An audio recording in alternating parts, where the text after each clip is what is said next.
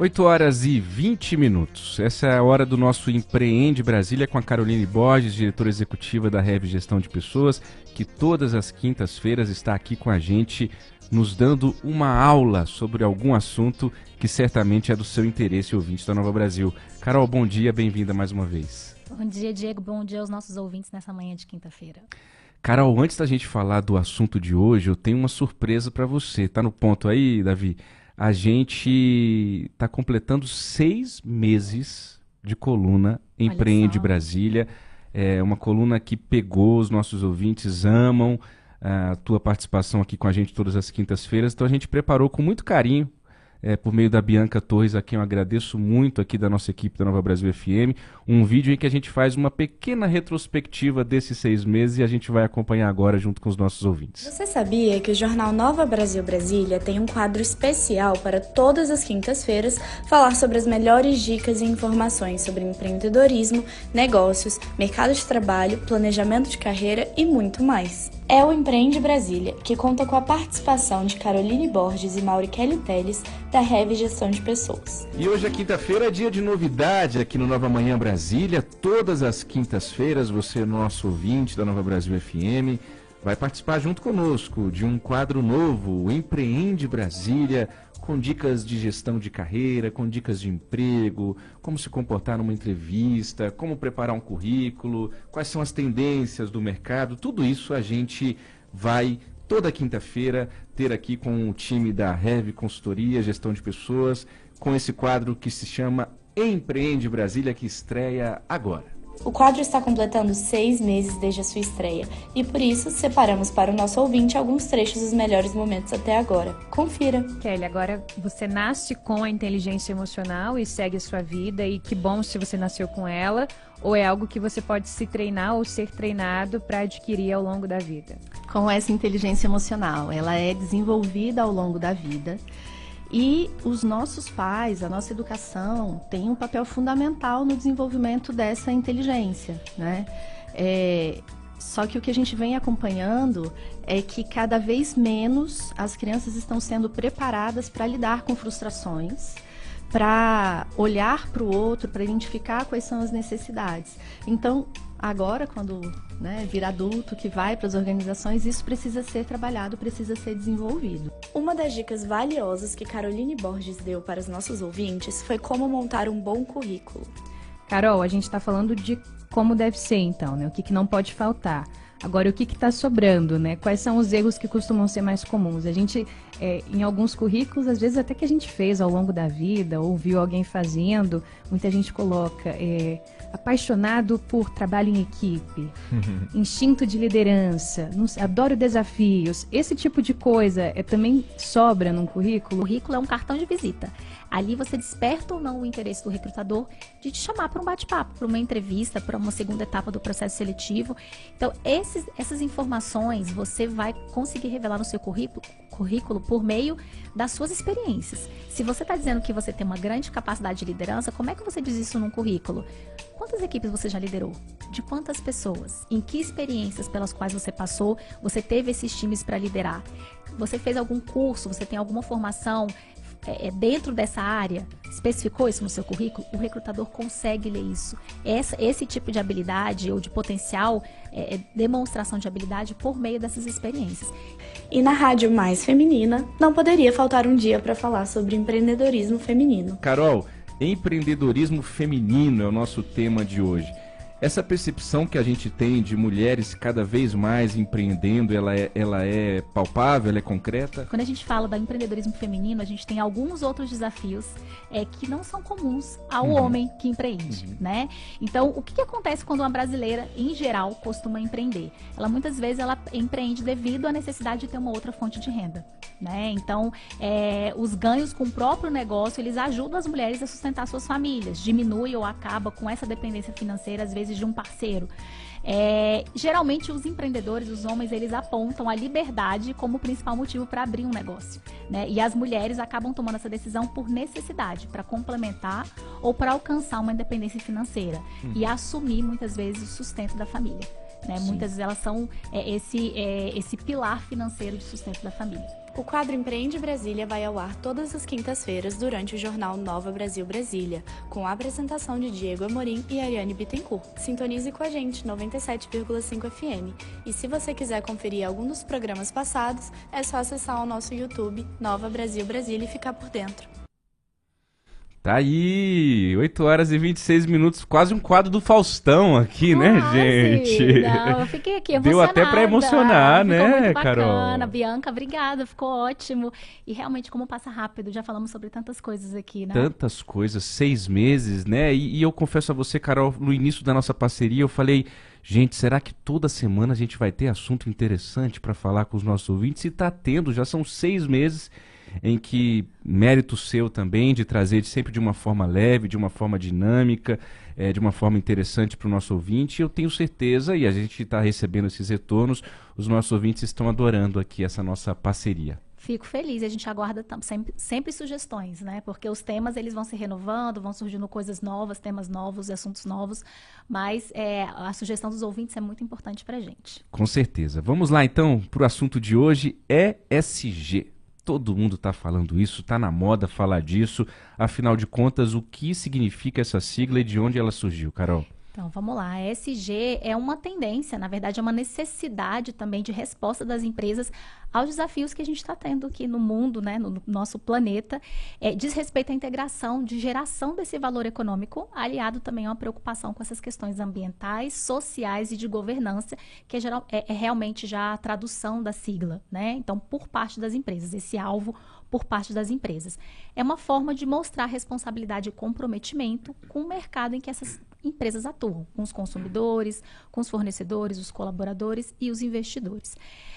Fala-se que, na verdade, o início do ESG, e aí, Diego, você deve lembrar um pouquinho disso, porque, para mim, está muito claro na minha geração, eles colocam que, na verdade, começou há 50 anos, em 1970, não tínhamos nascido ainda, não. Mas começaram a aparecer os primeiros investimentos motivados por estilo de vida, por crenças, mais ou menos nessa década, e esse senso moral, ele guiou alguns investimentos e também empresas durante as décadas seguintes, mas em 2004, a sigla tomou forma realmente, porque nesse ano esse termo foi citado na publicação do Pacto Global em parceria com o Banco Mundial. Foi uma publicação intitulada Who Cares Wins, que na tradução é Quem se importa ganha.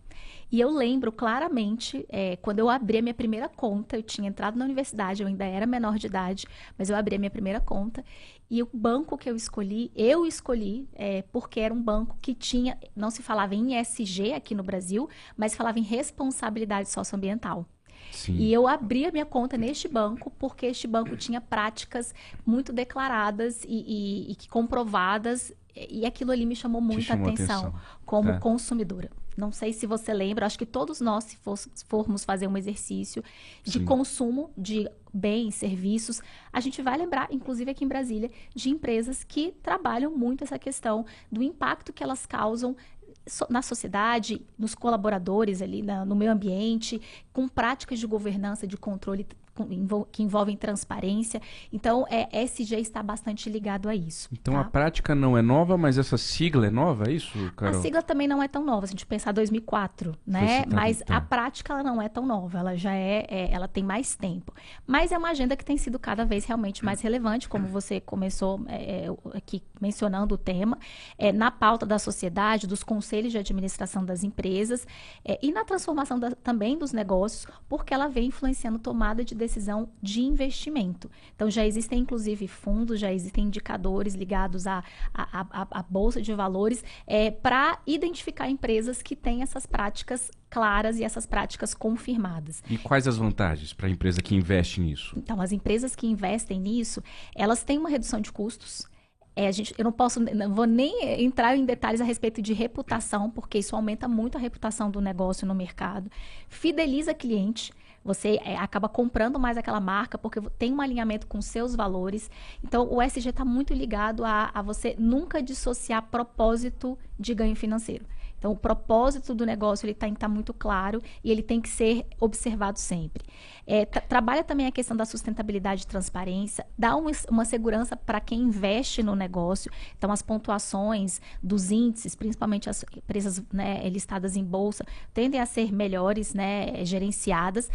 Existem linhas de crédito especiais para as empresas que têm o índice, que na verdade são empresas listadas em bolsa, e aumenta a competitividade, porque geralmente são empresas mais capazes de atrair e reter melhores talentos. Então, são vistas como mais inovadoras, mais capazes de investir em novas tecnologias e métodos de gestão e de operação. Legal. E quando a gente fala em ESG, a gente está falando especificamente de grandes empresas ou uma empresa menor pode também adotar essas práticas, Carol? As grandes empresas listadas em bolsa, como a gente mencionou, existem índices, existem consultorias, existem empresas especializadas em conferir e fundos, né, esse tipo de indicador. Mas as empresas menores, elas podem trabalhar os pilares de ESG e primeiro elas precisam entender, né, como integrar as práticas ambientais, sociais de governança, como ter políticas e procedimentos implementados para proteger o meio ambiente, os clientes, os colaboradores, os acionistas.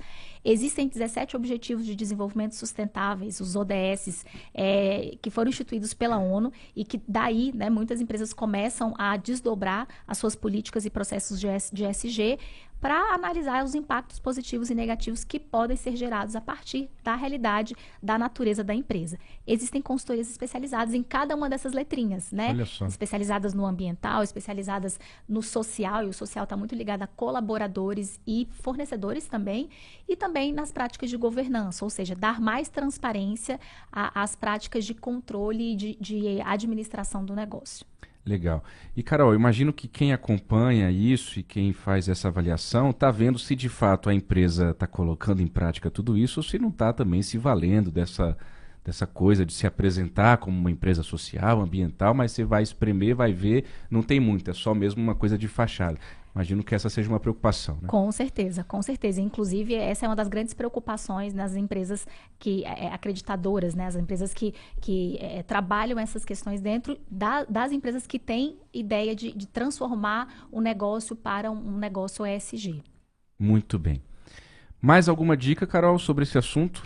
Não, é importante para as empresas de qualquer porte ficarem atentas a essa pauta e entenderem que todos os negócios são capazes de gerar impacto positivo. Existem vários movimentos em torno disso. E aí, lembrando que as empresas comprometidas com essa causa são empresas que conquistam mais clientes, retêm melhores talentos, geram novas fontes de receita também para o negócio, atraem mais investimentos também para projetos de longo prazo, possuem marcas empregadoras mais fortes e atrativas, possuem relações mais perenes e sólidas com a comunidade, com os outros players e stakeholders e também potencializam o engajamento da marca com os públicos que formam opinião quando a gente está falando de ESG. Legal. Assim como aquele banco, anos atrás, conquistou você. Exatamente. Né? E fez você abrir a conta ainda antes dos 18 anos. Exatamente. Né? E a gente está tendo uma geração aí bacana que olha muito mais para isso. Pelo menos é a percepção que eu tenho, né, Carol? O mundo se transforma. A gente não trouxe essa pauta ainda, olha, Diego, como a nossa lista de pautas vai só aumentando. Infinita. Mas quando a gente fala de gerações, o mundo ele vai se transformando pelas perspectivas também das novas gerações. As novas Legal. gerações, elas são inspiracionais, inclusive as gerações anteriores. E isso vai transbordando das gerações mais novas para as anteriores. Essa preocupação é uma preocupação que é muito forte, sim, nas gerações mais jovens. Os hábitos de consumo estão muito focados nisso. E, é claro, os alinhamentos das empresas, além do o ESG traz esse princípio, além do próprio foco, do propósito da empresa, ela está falando também de geração de valor econômico. Então, as empresas que estão mais alinhadas com essas práticas, elas já estão conquistando as gerações que estão consumindo e que vão consumir nas próximas décadas. Muito bem. Essa foi Caroline Borges, diretora executiva da Rev Gestão de Pessoas, que todas as quintas-feiras, há 6 meses, está conosco aqui no Jornal Nova Brasil Brasília. Carol, mais uma vez, obrigado. Muito obrigada. Muito feliz de estar com vocês. Até semana que vem. Esse foi o Empreende Brasília.